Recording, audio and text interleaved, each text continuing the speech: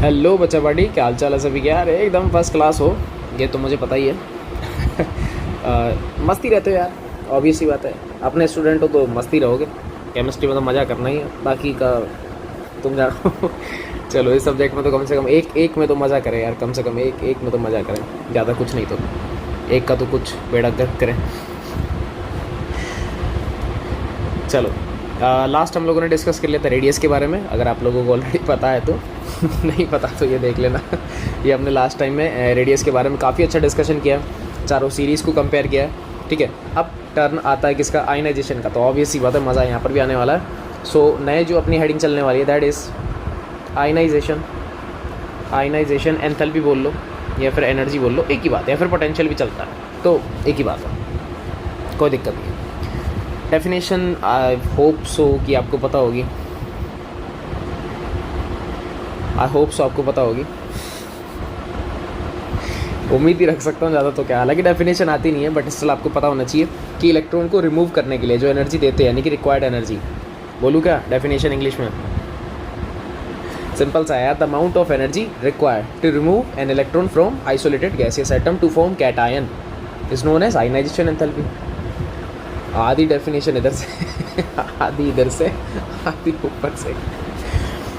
अरे यार, शुद्ध देसी भाषा में समझ लो, आयनाइजेशन एंथैल्पी वो होता है कि इलेक्ट्रॉन को रिमूव करने के लिए, बाहर निकालने के लिए जो आप एनर्जी दोगे, वो होती है आयनाइजेशन एंथैल्पी।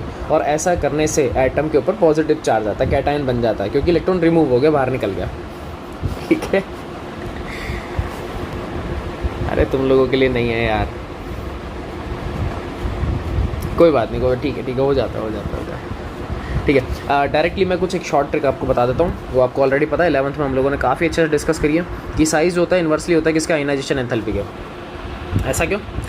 साइज़ बड़ा होगा मीन्स नंबर ऑफ शेल ज़्यादा, शेल ज़्यादा है, साइज़ बड़ा होने का बेसिक सा मतलब ये है कि लास्ट इलेक्ट्रॉन का न्यूक्लियस के साथ में कोई अट्रैक्शन है ही नहीं, बिल्कुल माइनर सा है, तो उस इलेक्ट्रॉन को रिमूव करना बहुत ज़्यादा ईजियर हो जाता है। अब जब आराम से तुम पैसा चोरी कर सकते हो तो उसको लालच देनी क्यों है? तो आयनाइजेशन समझ लो एक लालच है, आयनाइजेशन एक तरीके समझ लो लालच है कि किसी को किडनैप करने के लिए आप उसको चॉकलेट दे रहे हो, तो वो जो चॉकलेट है ना, वही तुम्हारी आयनाइजेशन एंथैल्पी है। बच्चा किडनैप हो गया, पैसे ले लेना यार। तुम लोगों को केमिस्ट्री के साथ साथ मस्त किडनैपिंग सिखाएंगे, ट्रेनिंग देंगे बढ़िया वाली, मस्त ट्रेनिंग देंगे, कोई टेंशन मत लो, ठीक है। अच्छा, और अगर इसके अंदर दिखाना हो तो डायरेक्टली आता है अपने पास में, डायरेक्टली आता है ENC, इफेक्टिव न्यूक्लियर चार्ज, जिसको हम प्यार से बोल देते हैं, मैं तो प्यार से यही बोलता हूँ, फोर्स ऑफ अट्रैक्शन। समझने के लिए कोई दिक्कत है ना, समझने के लिए अपन तो यही बता देते हैं कि फोर्स ऑफ अट्रैक्शन आयनाइजेशन के हमेशा क्या होता है? इन्वर्सली होता है, और डायरेक्टली किसके? साइज़ के। मतलब साइज़ बढ़ा दोगे, मेन काम यही है, साइज़ बढ़ा दो तो आयनाइजेशन कम हो जाएगी। सिंपल सा गेम है ना, इसमें कोई वो जादू ट्रिक वगैरह ऐसा कुछ नहीं है। जो क्वेश्चन इंपॉर्टेंट है या जो पैटर्न इंपॉर्टेंट है, क्योंकि पैटर्न भी तो सिखाना है, जो चीज़ें इंपॉर्टेंट है वो बहुत मस्त तरीके से डिस्कस करेंगे, मज़ा आ जाएगा। अब कैसे करनी हो थोड़ा सा समझना तो पड़ेगा ना यार, कैसे करनी हो तो सीखना ही है, नहीं? सुनो, एक जो छोटा सा क्वेश्चन है, क्वेश्चन नंबर 1, वो ये है कि जिंक का, कैडमियम का और मरकरी, आप इन तीनों को जानते हो ऑलरेडी, ये तीनों गधे ट्रांजिशन एलिमेंट है ही नहीं, ठीक है। इन तीनों का जो फर्स्ट आयनाइजेशन एंथैल्पी होता है वो ज़्यादा होता है, first ionization enthalpy is more. Why? बिल्कुल शॉर्ट एंड स्वीट में प्यारा सा मैंने क्वेश्चन लिख दिया कि इन तीनों का पहला आयनाइजेशन एंथैल्पी ज़्यादा है। क्यों यार ज़्यादा है? अब आयनाइजेशन एंथैल्पी ज़्यादा करने का मतलब सर एक बात समझ में आ रही है कि या तो स्टेबल होंगे या फिर इनका इलेक्ट्रॉन रिमूव हो नहीं रहा, क्योंकि इलेक्ट्रॉन को रिमूव करना है तभी एनर्जी देनी है भाई, सिंपल सी बात है। अगर कोई तुम्हारी एक चॉकलेट में नहीं मान रहा तो उसको 2 देनी पड़ेगी भाई, किडनैपिंग है ये, मान लो ना, इलेक्ट्रॉन्स हैं, इलेक्ट्रॉन को किडनैप करना है आपको, कहाँ से? एटम से, ठीक है। एटम से यानी कि घर में से आपको एक बच्चा चोरी करना, तो क्या करोगे? पहले एक चॉकलेट दोगे, हो सकता नहीं माने, बच्चा डीटो मैं नहीं चलूँ, 2 दे दो, नहीं माने तो 3 देनी पड़ेगी। तो कुल मिला के एनर्जी बढ़ानी पड़ती है उसके ज़िद के ऊपर, उस हिसाब से देखना पड़ता है क्या हो रहा है। तो आ जाओ देखते हैं क्या होता है। सबसे पहले जिंक कॉन्फ़िगरेशन लिख लो, मेजॉरिटी केस में आप कॉन्फ़िगरेशन लिखोगे आपका काम चल जाएगा। 30 नंबर पे आता है, तो लास्ट लिख देता हूँ आर्गन, दैट इज़ 3d10 और 4s2। आपको अच्छे से दिख रहा है यार, अगर इलेक्ट्रॉन निकालना है या तो निकलेगा इसमें से या फिर निकलेगा इसमें से, निकलेगा किसमें से, वैलेंस शेल। वैलेंस शेल बोले तो 4s2, वो वहाँ से अपने को दिमाग चलाना, तो उसको हटाओ। ये लो, मुझे 4s2 से इलेक्ट्रॉन निकालना है। आप तुम कहोगे यार s तो फुलफिल है, ऑब्वियस जनरल सी बात है। इवन दोज अगर मान लो Zn+2 भी होता और अगर D में से भी निकालना होता तो भी भैया वो फुलफिल है, ठीक है। लेकिन इसने फर्स्ट आयनाइजेशन एंथैल्पी बोली है, तो साफ साफ अपने को दिख रहा है कि यहाँ पे 4s जो कि पूरा भरा हुआ ऑर्बिटल है, तो वहाँ से इलेक्ट्रॉन को रिमूव करना थोड़ा टफ होता है, क्योंकि फुल फिल वाला कॉन्फिगरेशन हाईली स्टेबल होता है, देन हाफ फिल वाला और देन नॉर्मल वाले, ठीक है। ऐसे ही मैं बात करूँ कैडमियम, आप कहोगे सर 48 नंबर पे आता है। लास्ट में बात करूँ तो 4d10 होता है, अगेन 5s2 होता है। ले लो, ऐसे ही नीचे लिखोगे 6s2, ये हो जाएगा 5d10। यहाँ पे कौन आता है अपने पास में मरकरी, कितने नंबर पे, 80 नंबर पे। तो तीनों मेंबर कौन है, आप इनका नोटिस कर लो, फुल फिल है, फुल फिल कॉन्फिगरेशन है। यहाँ पे मैं लिख रहा हूँ, क्या लिखना है भैया अपने को, फुल फिल कॉन्फिगरेशन है, फुल फिल कॉन्फिगरेशन है। और फुल फिल कॉन्फिगरेशन का मतलब होता है हाईली स्टेबिलिटी या हाईली स्टेबल। ये लोग हाईली स्टेबल हैं तो इलेक्ट्रॉन क्यों निकालेंगे, अरे क्यों निकालेंगे, वही वाली बात, जब घर में बच्चा ही नहीं है तो चोरी क्या करोगे वही वाली बात है, ठीक है। हाईली स्टेबल कॉन्फिगरेशन है, इसीलिए यहाँ से इलेक्ट्रॉन को रिमूव करने के लिए हायर से हायर आयनाइजेशन देनी पड़ेगी, बहुत ज़्यादा लालच देनी पड़ेगी आपको, ठीक है।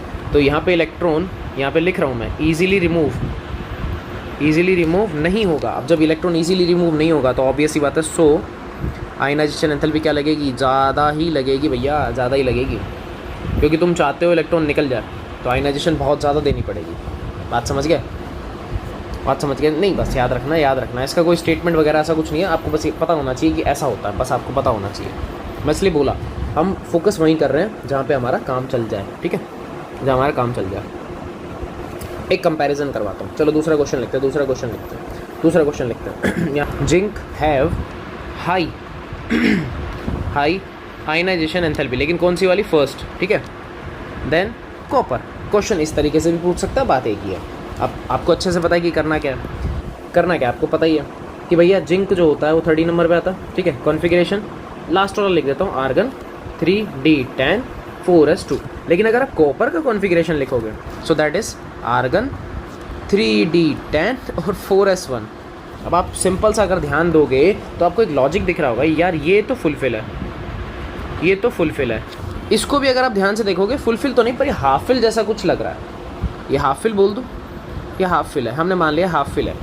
अब आपको अच्छे से पता है कि फुलफिल, अब स्टेबिलिटी अगर चेक करनी है, आपको क्या चेक करनी है, स्टेबिलिटी अगर आपको चेक करनी है, स्टेबिलिटी, तो फुलफिल की ज़्यादा होती है किसके रेस्पेक्ट में, हाफ फिल के रेस्पेक्ट में। तो ऑब्वियस सी बात है, जिंक में से इलेक्ट्रॉन निकालना थोड़ा टफ है, ठीक है, लेकिन कॉपर से थोड़ा सा ईजी नहीं निकलेगा एज़ कम्पेयर टू जिंक। हम कंपेरिजन करके चल रहे हैं, क्योंकि वो भी हाफ फिल है तो वो भी स्टेबल, ठीक है। लेकिन आपको अच्छे से पता है कि कॉपर में Cu+ भी होता है, Cu+2 भी होता है, और Cu+ दिखने में स्टेबल है, लेकिन रियलिटी में एक्वा सॉल्यूशन में अनस्टेबल होता है। उसके हालांकि रीजंस कुछ और है, हाइड्रेशन एंथैल्पी वगैरह, वो बहुत बाद में आएंगे क्वेश्चन, तो वहाँ पर भी पहुँचेंगे। लेकिन मैं आपको बता रहा हूँ कि किस तरीके से पूछ सकता है, तो आपसे ऐसे ही पूछ सकता है। ये जनरल कंपेयर किया मैंने जिंक और कॉपर। अब आप यहाँ देखोगे ना टेबल में, टेबल को थोड़ा ध्यान से देखोगे अगर आप, तो ये जिंक है, एक मिनट रुको यार, मैं ये लो, ये जिंक है, ये कॉपर है। कंपैरिजन यहाँ पर हो सकता है, आपसे कंपैरिजन कैडमियम और सिल्वर में भी करवा सकता है, तो थोड़ा सा अलर्ट रहना है, ठीक है। ऐसे ही मरकरी और गोल्ड में करवा सकता है। तो आपको जो चीज़ें ध्यान रखनी है, दैट इज़ जिंक, कैडमियम और मरकरी, इनका फर्स्ट आयनाइजेशन एंथैल्पी ज़्यादा होता है as compare to coinage metals. ये क्या झूल हो गया सर, मैं हूँ ना, अरे कूद गया यार, ये तो कूद ही गया, कोई बात नहीं। तो कोइनेज मेटल्स क्या होते हैं वो भी मैं आपको बताता हूँ, जिनसे किसी ज़माने में कॉइन्स बनते थे।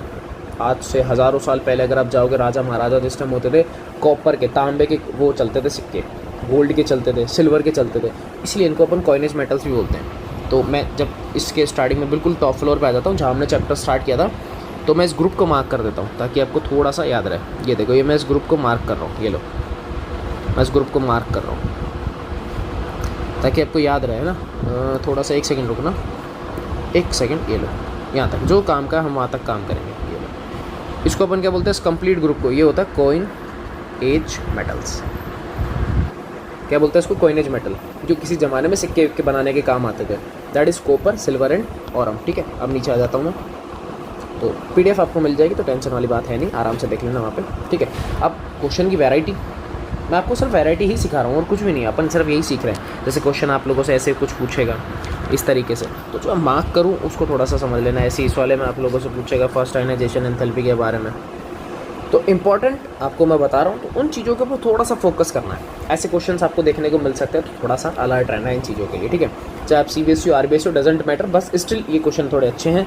मैं पहले भी बोल चुका हूँ, डी ब्लॉक एक ऐसा चैप्टर है जिसकी हर लाइन में क्वेश्चन है, हर लाइन में क्वेश्चन है। अब ऐसे बनाने बैठ गया तो यार फिर तो पता नहीं कैसे कितने बन जाएंगे, बट स्टिल जितना पॉसिबिलिटी अपन बनाएंगे, ठीक है। हाँ, मैं ये कह रहा था कि आप लोगों से ये भी तो कह सकता था पूरा लिख दे आपको, ठीक है, कि 30th ग्रुप जो होता है, 30th ग्रुप, अब तुम लोग सोचोगे सर 30वां ग्रुप कौन सा आ गया, है ही नहीं, तो इसको मैं लिखता हूँ 12th ग्रुप, ठीक है, कि 12th group have high first ionization enthalpy than 11th group,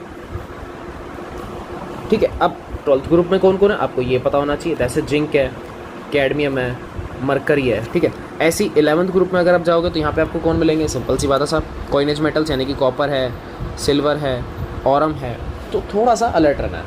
अब आपको इनडायरेक्टली मैं ये बोल दूँ कि जब कॉपर एक्सेप्शनल कॉन्फ़िगरेशन शो करता है तो ऑब्वियस सी बात है सिल्वर और ऑरम भी करेंगे, ये पता है और ये लिखवाया हुआ है नोट्स में। तो थोड़ा सा चीज़ों के लिए अलर्ट रहना है मेरी बच्चियों, ठीक है ना भाई महिलाओं, समझ रही हो ना क्या कह रहे हैं हम, का कह रहे हैं। चलो बहुत अच्छे, हाँ, अरे सब कुछ कवर सब करेंगे, छोड़ा कुछ नहीं है, छोड़ेंगे कुछ भी नहीं, मस्त एकदम बढ़िया तरीके से काम करेंगे, कोई टेंशन नहीं, कोई पंगेबाजी नहीं। आ जाओ, ये सेकंड क्वेश्चन इस पैटर्न में आपसे पूछ सकता है। थर्ड क्वेश्चन, भाई क्वेश्चन तो कितना ही कर लो यार, कोई दिक्कत थोड़ी है, नहीं। चलो अब सुनो क्वेश्चन, सुनना। सेकंड आयनाइजेशन एंथैल्पी ऑफ, अब आपसे कहेगा copper, silver and aurum is higher, why, क्या बोला, कह रहा फर्स्ट वाला तो वीक है, ठीक है हम समझ गए, वो जिंक का ज़्यादा होता है, लेकिन कह रहा जब आप सेकंड आयनाइजेशन एंथैल्पी निकालोगे अब इन तीनों का ज़्यादा है, क्यों। कमेंट है, टाइप करो, क्लास में किया हुआ है, जल्दी से बताओ। और इवन दोज अभी भी मैंने आपको कुछ कंसेप्ट सिखाया था स्टेबिलिटी का, थोड़ा दिमाग चलाओ, डी ऑर्बिटल को थोड़ा सा फोकस करो। अगर आपने वो फोकस कर लिया दैट मीन्स आपका आंसर एकदम करेक्टली आ जाएगा, अदरवाइज झोल में फंस जाओगे। तो थोड़ा सीखो, पैटर्न को ट्राई करो, देखता हूँ कितना सही आता है। करो कमेंट देख रहे हैं तुम लोगों के, ऐसा नज़र है तुम लोगों के, हाँ नज़र है, सारा दिमाग चलता है भैया, कहूँ टेंशन को नहीं।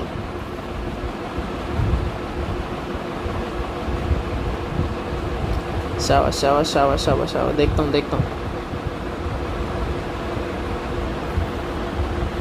करो, तरो, बढ़िया।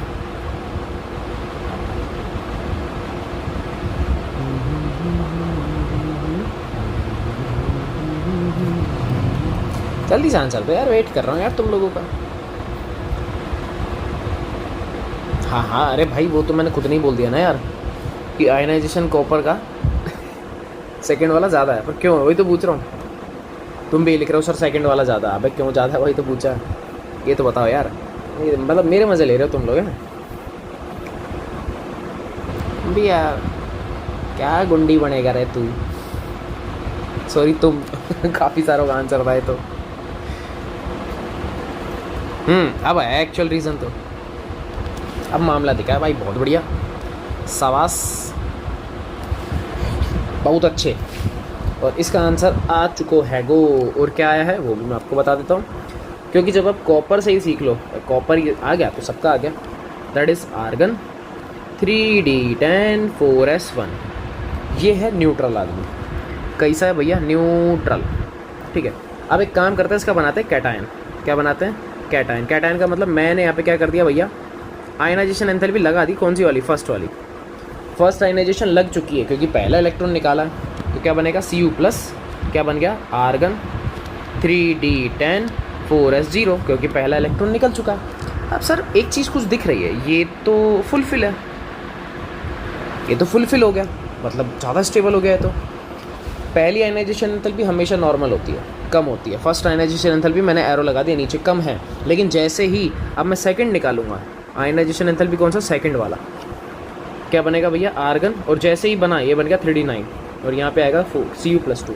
साफ साफ दिख रहा है यार, ये तो सर अनस्टेबल हो गया, ये तो अनस्टेबल हो गया, ये स्टेबल था। इसका मतलब सर एक चीज़ तो कंफर्म है। क्या कंफर्म है? कि सर फुलफिल है, हाईली स्टेबल है, इसका मतलब इलेक्ट्रॉन निकालेगा ही नहीं। तो इसको Cu+ से Cu+2 में कन्वर्ट होने के लिए बहुत ज़्यादा आयनाइजेशन एंथैल्पी देनी पड़ेगी। ये बात आप समझ चुके हैं यहाँ से, क्योंकि जिसके घर में से ऑलरेडी तुम एक बच्चा किडनैप कर चुके हो, अब तुम चाहते हो मैं वहीं से दूसरा भी उठा लूँ, भाई पॉसिबल नहीं है। घर वाले भी अलर्ट है, पुलिस भी होगी, सब कुछ होगा, तो एफर्ट ज़्यादा लगेंगे। हो सकता है आपको बीच में पुलिस को ही बेचना पड़े, मतलब करना पड़े, पुलिस ही बेच दी। बात समझ रहे हो ना? मन की भावनाओं को समझो, बात समझ रहे हो ना क्या कहना चाह रहा हूँ? कि कॉपर जो है वो Cu+ की फॉर्म में हाईली स्टेबल होता है अकॉर्डिंग टू इलेक्ट्रॉनिक कॉन्फ़िगरेशन। तो वहाँ से सेकंड इलेक्ट्रॉन रिमूव करना थोड़ा टफ होता है, इसीलिए इसका सेकंड आयनाइजेशन एंथैल्पी होता है ज़्यादा। बात समझे?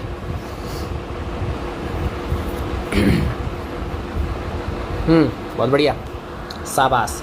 ऐसे एक और क्वेश्चन लिख देता हूँ मैं यहाँ पे। इवन क्रोमियम के साथ भी ऐसा ही है, तो मैं एक काम करता हूँ, कॉपी कर लेता हूँ यार। कौन बार बार इनको वो करे, कौन लिखेगा यार? इतना थोड़ी हैबिट अच्छी वाली हो गई है अपने को। इसको सबको हटा के यहाँ पे मैं लिख देता हूँ Cr, सिर्फ क्रोमियम। हालांकि देखा जाए तो पूरी फैमिली के बारे में लिख सकता हूँ, आप लोग नोटिस करोगे तो देखो, क्रोमियम, फिर आएगा मोलिब्डेनम और टंगस्टन, सेम कॉन्फ़िगरेशन, तीनों में जोल। इनका भी कॉन्फ़िगरेशन क्या होता है? 35 4s1, तो कोई दिक्कत नहीं है। फिलहाल अभी आप क्रोमियम से समझ लो कि सेकंड आयनाइजेशन एंथैल्पी किसका है? क्रोमियम का। ये भी ज़्यादा है, इसका भी फर्स्ट नहीं है, सेकंड ज़्यादा है। तो भाई इंपॉर्टेंट क्वेश्चन करवा रहा हूँ, पढ़ लेना, ये क्वेश्चन छोड़ मत देना गलती से भी। अगर फंसाएगा ना तो ऐसे ही आड़े टेढ़े क्वेश्चनों में डालेगा तुम लोगों को, सीधा सीधा कुछ नहीं देता, स्पेशली CBSE। गंदी आदत है भाई CBSE की, क्या करें यार। अच्छे क्वेश्चन है ये वाले, आ जाएँ तो भी फ्री के नंबर है, कोई वो तो है नहीं, टेंशन वाली बात तो कुछ है नहीं, फ्री के नंबर है यार ये तो। सेकंड आयनाइजेशन एंथैल्पी क्रोमियम का ज़्यादा है, सेम यार। क्रोमियम का कॉन्फ़िगरेशन लिख लो 24, क्या बनेगा, क्या बनाओगे? ये बन जाएगा आपका आर्गन, भाई स्टेबिलिटी ले लो 3d10, सॉरी 35 4s1, यही है अपने पास में 35 4s1। अब आप कहोगे सर अभी तक तो हाफ फिल दिख रहा है, ठीक है, लेकिन एक काम करो, एक इलेक्ट्रॉन निकाल दो। आयनाइजेशन एंथैल्पी कौन सा? फर्स्ट वाला, ये कम होता है। क्यों? अब ऐसा क्यों हो रहा है? क्योंकि जैसे ही आर्गन ने एक इलेक्ट्रॉन निकाला, ये बन गया 35, जो कि हाईली स्टेबल है, क्योंकि ये हाफ फिल कॉन्सेप्ट है। सर हाफ फिल है, पहले के रेस्पेक्ट में क्या हो चुका है? स्टेबल हो चुका है, ये बन चुका है Cr+। लेकिन मैं चाहता हूँ कि एक और लालच नहीं जाएगी सर, मैं इसको 34 बनाना चाहता हूँ, तो अब इसको देनी पड़ेगी सेकंड आयनाइजेशन एंथैल्पी, ज़्यादा लालच देनी पड़ेगी। और इस बार सेकंड आयनाइजेशन एंथैल्पी क्या होगी? बहुत ज़्यादा। क्यों? क्योंकि भैया सुन लेना क्या बोल रहा हूँ, Cr+ से इसको +2 में कन्वर्ट करना, आपको 35 का कॉन्फ़िगरेशन ब्रेक करना। आप चाहते हो अनस्टेबल हो जाए, भाई होएगा ही नहीं क्रोमियम। किसी आदमी के पास पैसा है, आप तुम चाहते हो मैं उसको छीन लूँ, वो छीनने देगा? कोई गरीब आदमी है ही बेचारे के पास 10 रुपये, मामा लेने जा रहा था, रास्ते में तुमने 10 रुपये छीन लिए, क्या वो तुम्हें घर तक नहीं छोड़ेगा? वो भाई चप्पलों से मारेगा अगर हाथ में आ गया तो उसको। तो कहने का सेंस वही है कि जिसके पास बहुत ज़्यादा हाईली स्टेबिलिटी है, तो वो नहीं चाहेगा कि उसकी स्टेबिलिटी ब्रेक हो। किसी के पास समाज में, एनवायरनमेंट में बहुत बड़ा नाम है, तो वो नहीं चाहेगा उसका नाम ख़राब हो। पॉलिटिशियन की बात नहीं हो रही है उसका तो अक्सर होता है। तो कहने का सेंस समझ रहे हो ना? तो हाईली स्टेबिलिटी से आप लोअर स्टेबिलिटी में जाना ही नहीं चाहोगे। 35 से आपको 34 बनाना है, मैं मना कर दूंगा भाई, क्यों जाऊँ, मैं तो स्टेबल हूँ ना। 35 स्टेबल था, तो इसीलिए क्रोमियम है, टंगस्टन, मोलिब्डेनम, कॉपर, सिल्वर और ये जो 6 नाम मैंने लिए हैं भाई साहब, इनका सेकंड आयनाइजेशन एंथैल्पी बहुत ज़्यादा, लेकिन जिंक, कैडमियम, मरकरी का फर्स्ट आयनाइजेशन एंथैल्पी बहुत ज़्यादा। और इवन कंप्लीट पीरियोडिक टेबल में बात करोगे, हाईली स्टेबल जो होते हैं, हाईली स्टेबल जिनका सबसे ज़्यादा आयनाइजेशन एंथैल्पी है, that is noble gas family. समझ गए? क्योंकि हाईली स्टेबल है भाई, कॉन्फ़िगरेशन फुलफिल है उनका, ये ध्यान रख लेना, कॉन्फ़िगरेशन फुलफिल है ना, बैंड बज जाएगी तुम लोगों की। समझ गए? चलो अब यहाँ जो कंसेप्ट सीखने वाला बढ़िया वाला कंसेप्ट, ये देखो टेबल इतनी देर से बेचारी घूम रही है, इसका कुछ तो करना है, 4 और 4 डालेंगे इसका कुछ, देखते हैं डल जाए तो। चलो सीखते हैं, इसको सीखते हैं। अब इस कंप्लीट के अंदर, कंप्लीट सिनेरियो के अंदर अपन को क्या देखना है? आयनाइजेशन एंथैल्पी ढूंढना और कुछ नहीं करना। क्या देखना है? आयनाइजेशन एंथैल्पी देखना है। कल कोई छोटी मोटी चीज़ें आई थी आपको याद होगा। अभी आज ही हमने पढ़ा है कि आयनाइजेशन एंथैल्पी इन्वर्सली होता है किसके? साइज़ के। ठीक है, ग्रुप में ऊपर से नीचे जाओगे, मैं लिख देता हूँ किसकी बात कर रहे हैं हम लोग? ग्रुप की बात कर रहे हैं। ग्रुप में आप लोग कहाँ जाओगे? अप टू डाउन, ऊपर से नीचे जाना है, तो आयनाइजेशन एंथैल्पी भाई कम हो जाता है, ठीक है। लेकिन अगर आपको पीरियड में जाना है, कैसे जाओगे? Left to right, left to right जाना है, तो आयनाइजेशन एंथैल्पी क्या हो जाएगा? ज़्यादा, क्योंकि साइज़ कॉन्ट्रैक्ट होता है, छोटा होता है। यहाँ पे लिख देता हूँ, यहाँ साइज़ हो गया था बड़ा, यहाँ साइज़ हो गया छोटा। ये बात तो समझ में आ गई। अब आ जाओ, थोड़ा सा नीचे आ जाओ, थोड़े करेक्शन कर लो छोटे मोटे। ये LA है, ठीक है, लेंथेनम अंकल है, और ये है AC, यार बार बार करना पड़ता है, ये AC है 89, ठीक है, इसको हटाओ। और ये है 57, इसको भी हटाओ, ठीक है। ये आ गया आपके पास। यहाँ पे स्टार लग रहा होगा, आपको याद होगा लास्ट टाइम भी थे स्टार्स। अब सुनना, ध्यान से सुनना। फर्स्ट लाइन हमेशा जनरल ऑर्डर फॉलो करती है। ये है मेरे पास थर्ड, ये ग्रुप लिख रहा हूँ मैं, ग्रुप ऐसे, ठीक है, थर्ड ग्रुप है ये, ठीक है। ऐसे 3D सीरीज़ है, ये 4D सीरीज़ है, ये 5D सीरीज़ है, और ये 6D सीरीज़ है। 4 सीरीज़ हैं, आपको अच्छे से पता है, कल हमने काफ़ी अच्छे से डिस्कस किया था। मैं फिर से मार्क कर रहा हूँ, मैं फिर से मार्क कर देता हूँ कि भैया कहाँ कहाँ पे जनरल ट्रेंड फॉलो करता है। जनरल ट्रेंड की बात हो रही है, जनरल ट्रेंड की बात हो रही है भाई, जनरल ट्रेंड। जिसको डार्क कर दूँ ना, समझ जाना वहीं तक ही है, समझ जाना वहीं तक ही है, इसके अलावा नहीं है, ठीक है। जनरल ट्रेंड की बात हो रही है, तो जनरल ट्रेंड्स को मैं मार्क कर रहा हूँ, मैं इनको बॉक्स में पैक कर रहा हूँ, जहाँ जहाँ जनरल ट्रेंड चलेगा। ये जितने भी पिंकिश बॉक्स हैं, पिंकिश के अंदर जितने भी बैठे हैं, सब उसके अंदर की बात हो रही है, इनसाइड द पिंक बॉक्स। मैं लिख रहा हूँ यहाँ पे, मैं लिख देता हूँ, आपको प्रॉब्लम नहीं हो। Inside the pink box, inside the pink box क्या हो रहा है? Journal trend follow. यहाँ पे बिना किसी प्रॉब्लम के एक जर्नल ट्रेंड फॉलो होता है, उसमें कोई भी प्रॉब्लम नहीं है। अब क्यों नहीं है? क्योंकि वहाँ कोई झोल आया ही नहीं। ग्रुप में ऊपर से नीचे जाते साइज़ बढ़ता है, सबको पता है। ये लो बढ़ा लो, साइज़ बढ़ेगा तो आयनाइजेशन हो जाएगा कम। तो अगर मैं कंपेयर करूँ आयनाइजेशन एंथैल्पी में, मैं यहाँ पे लिख देता हूँ, यहाँ पे आयनाइजेशन आ रहा है, ठीक है, नीचे की तरफ। अब देख लो, ये लो आयनाइजेशन एंथैल्पी आ रहा है, तो ध्यान से सुनना।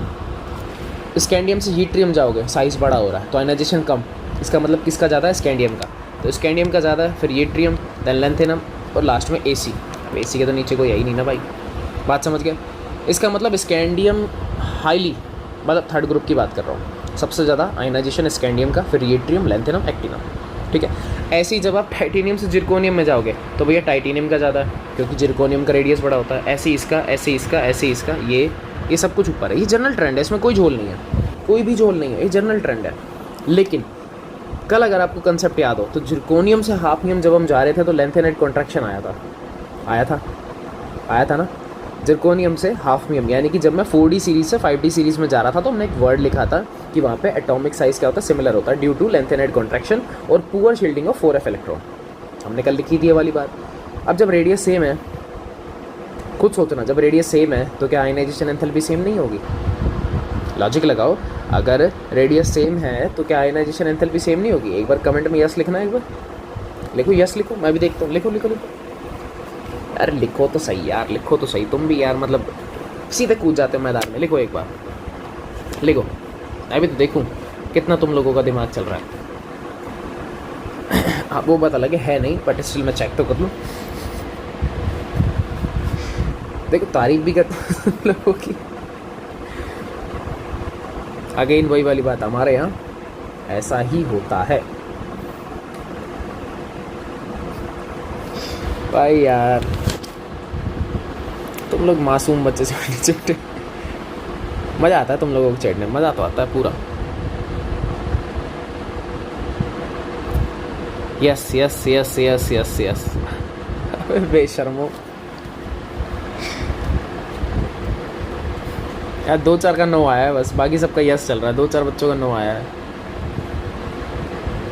अरे भाई सिंपल से ध्यान रखो, यहाँ आयनाइजेशन सेम नहीं होगा, माइंड से निकाल दो। अब तुम सोच रहोगे सर आपने अभी बोला था कि 4D सीरीज़ और 5D सीरीज़ का रेडियस सेम, ऐसी 5D सीरीज़ और 6D सीरीज़ का रेडियस सेम, क्योंकि एक्टिनाइड और लेंथेनाइड कॉन्ट्रैक्शन यही है ना। तो रेडियस सेम तो आयनाइजेशन भी सेम नहीं। अब क्यों नहीं है उसका लॉजिक सुनना। 57 नंबर से 72 पे जंप कर रहे हो, कितने का गैप है?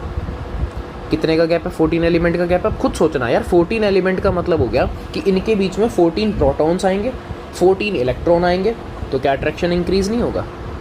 और जब अट्रैक्शन इतना हाईली इंक्रीज़ हो रहा है, भाई सुनना, 57 से 72 जा रहे हो, वो भी हॉरिजॉन्टल बोले तो पीरियड में। और पीरियड में अभी एक चीज़ लिखी थी कि साइज़ होता है कम और आयनाइजेशन एंथैल्पी होती है ज़्यादा, ठीक है, क्योंकि यहाँ पर अट्रैक्शन फोर्स इंक्रीज़ हो रहा है किसके बीच में, प्रोटॉन्स यानी कि न्यूक्लियस के बीच में और इलेक्ट्रॉन्स के बीच में। और जब अट्रैक्शन ज़्यादा होगा तो रेडियस कम हो, रेडियस, अरे हम तो ये बोलते हैं ना जिरकोनियम और हाफनियम लमसम सिमिलर है, भाई ये थोड़ी बोलते परफेक्टली सिमिलर है ना। कल याद हो गया मैंने लमसम के साइन लगाए थे, मैं दिखा देता हूँ, मैं इक्वल के साइन नहीं लगाता, ये ध्यान से देखो, ये देखो, ये साइन को एक बार नोटिस करो, ये ऐसे है सिमिलर वाले साइन, ये इक्वल वाले साइन नहीं है, ये ध्यान रख लेना, ये ध्यान रखना, फंस जाओगे नहीं तो फंस जाओगे। तो मैंने कल बोला था कि भाई लमसम सिमिलर है, लमसम है, लगभग पास है। अब वो चाहे ऐसे समझ लो कि जिरकोनियम के मान लो रेडियस है 59, मान लो, मानने में क्या जा रहा है, तो हाफनियम का हो गया 58.9 या 58.8, तो लमसम सिमिलर है, अपन ऐसा बोल सकते हैं, परफेक्टली सिमिलर नहीं है ना। तो हाफनियम का साइज़ जिरकोनियम के रेस्पेक्ट में तो भैया छोटा ही है, तो आयनाइजेशन हो जाएगी ज़्यादा। बात समझो, समझ में आ रहा है कुछ क्या कह रहा हूँ, कि 57 से 72 जा रहे हो, बीच में 14 एलिमेंट यानी कि 14 प्रोटॉन 14 इलेक्ट्रॉन, जिसकी वजह से होगा हाईली अट्रैक्शन, तो रेडियस हो जाएगी थोड़ी सी कॉन्ट्रैक्ट, कम होगी। अब जब रेडियस छोटी होगी तो ऑब्वियस सी बात है आयनाइजेशन बढ़ेगी, ये ध्यान रख लेना। तो जो तुम्हें सीखने वाला पॉइंट है वो यही है कि भैया आयनाइजेशन नीचे बढ़ती है, जबकि हमको ऐसा फील हो रहा था कि यहाँ तो इक्वल होनी चाहिए, पर रियलिटी में ऐसा नहीं होता, इक्वल नहीं होती है, इंक्रीज़ हो जाती है, ऐसे नीचे भी इंक्रीज़ हो रहा है, ध्यान रख लो ये चीज़ें, ऐसे नीचे भी इंक्रीज़ होगा। अब ऐसा क्यों, क्योंकि फिर से देखो 89 से 104 पे जाना है, 104, बीच में फिर से 14 एलिमेंट का गैप, नंबर ऑफ प्रोटॉन बढ़ गए, नंबर ऑफ इलेक्ट्रॉन बढ़ गए, मैं यहाँ पे लिख भी देता हूँ, मैं लिख देता हूँ 89 से जाना है 104, ठीक है, और साथ में जाना है 72 से, कहाँ जाना था, सॉरी 57 से 72, 57 से हमको जाना है कहाँ तक, 72 तक। तो भैया इस सीरीज़ के लिए 14 एलिमेंट हैं, और 14 एलिमेंट का बेसिक सा मतलब हो गया 14 प्रोटॉन और 14 इलेक्ट्रॉन, और इनके बीच में क्या हो रहा है, अट्रैक्शन इंक्रीज़ हो रहा है, हाईली अट्रैक्ट कर रहे हैं। जब अट्रैक्शन इंक्रीज़ होगा तो साइज़ क्या हो जाएगा, कम, तो आयनाइजेशन एंथैल्पी क्या हो जाएगी, ज़्यादा। ये आपकी याद रखने के लिए बिल्कुल शॉर्ट एंड स्वीट में लिख दिया मैंने, बात समझ में आई। तो हम जो सोच रहे थे उसका अगेंस्ट काम हो गया, झोल है, इनऑर्गेनिक इसलिए नहीं है भाई, पर इनऑर्गेनिक में बहुत सारी चीज़ों के लॉजिक्स हैं, ये रियलिटी है।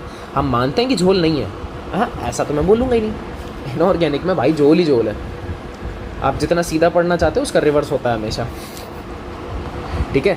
तो प्रॉब्लम्स हैं इनऑर्गेनिक में, लेकिन लिटरली ये है कि मेजॉरिटी जो प्रॉब्लम्स हैं, मेजॉरिटी जो एक्सेप्शनल बिहेवियर्स हैं, उनके कुछ ना कुछ लॉजिक्स भी हैं, तुक्के नहीं है, लॉजिक हैं। अब वो बात अलग है कि पहला आदमी कुछ और बिहेव कर रहा है, दूसरा कुछ और कर रहा है, it doesn't matter, but still they have a logical form, उनके पास लॉजिक्स हैं। तो क्या बात समझ में आई। तो अब आपसे क्वेश्चन क्या पूछेगा कि ionization enthalpy of 6D series is greater than 5D series.